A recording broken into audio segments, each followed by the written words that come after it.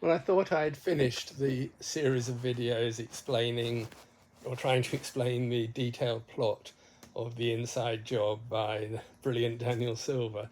And then it occurred to me there's a couple of more things I'd like to add. One, towards the end of the book, a final scene in the whole story is that after Gabriel has taken the painting to the Vatican, the one that the Camorra had stolen and the one that had been prepared by Van der Velde's gallery, the restorers there. He took that to the Vatican and he was able to determine that he could actually considerably improve it.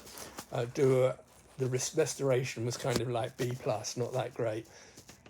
So Gabriel, with his unique skills, wanted to further work on the painting to restore it, to touch it up. And guess what?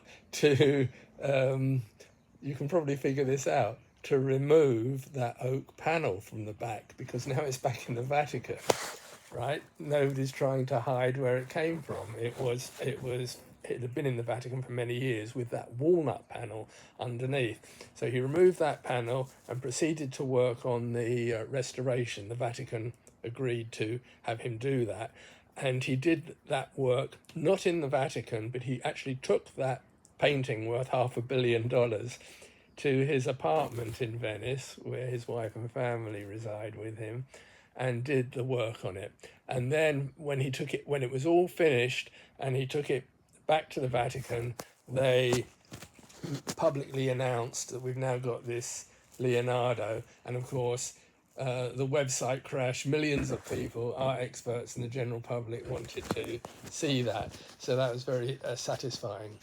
So to just reiterate that theme that emerged over the second half of the book about the use and abuse of power.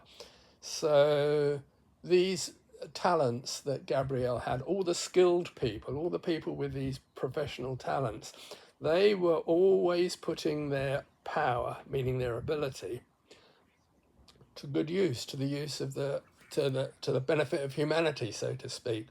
You know, the hacker, or the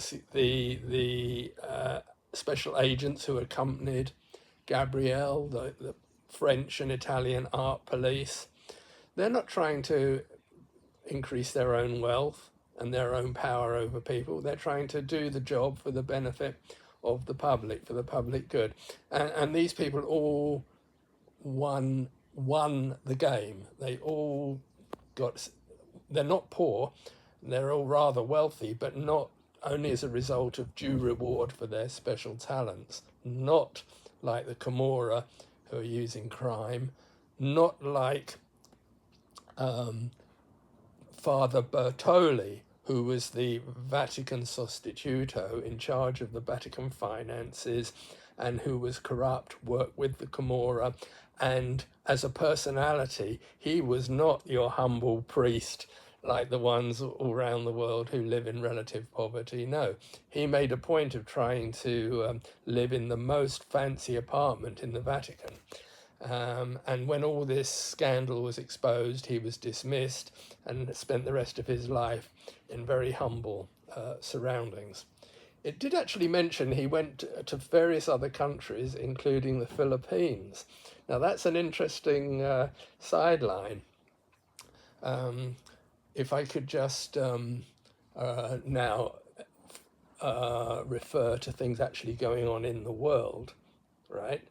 So, which also linked to this story.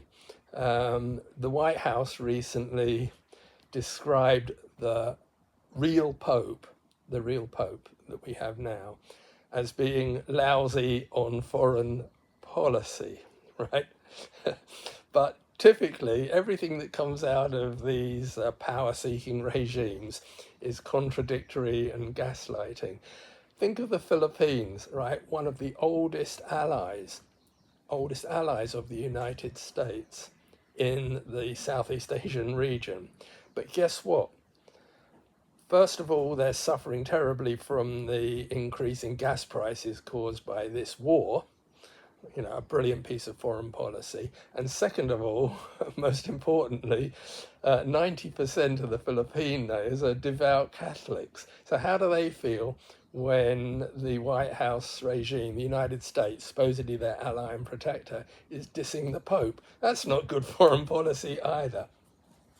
So I'll just conclude by saying, earlier on I mentioned that the Pope in the story, Pope Luigi Donati, went to Lampedusa to express his solidarity with the immigrants, and also the mourning of the many dead people who had tried unsuccessfully to make that journey. And then after that, he actually went to Sicily, Palmyra, what's it called?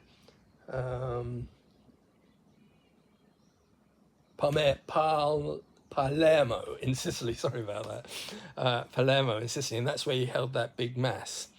And, just want to, I'm sure Daniel Silver won't mind if I just quote a little bit from the book, because it's not what he wrote, it's what the Pope said. And the Pope said to the gathering flock, where in the 5th chapter of Matthew does Jesus say that an unimaginable wealth will be welcomed into the kingdom of heaven?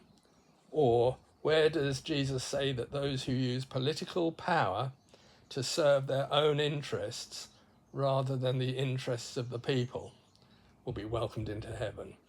Blessed is the oligarch, blessed is the tyrant, blessed is the torturer, no. The oppressor, no. The cruel of heart, no. Forgive me, my brothers and sisters, but my copy of Matthew omitted those lines. What does his copy of Matthew actually said?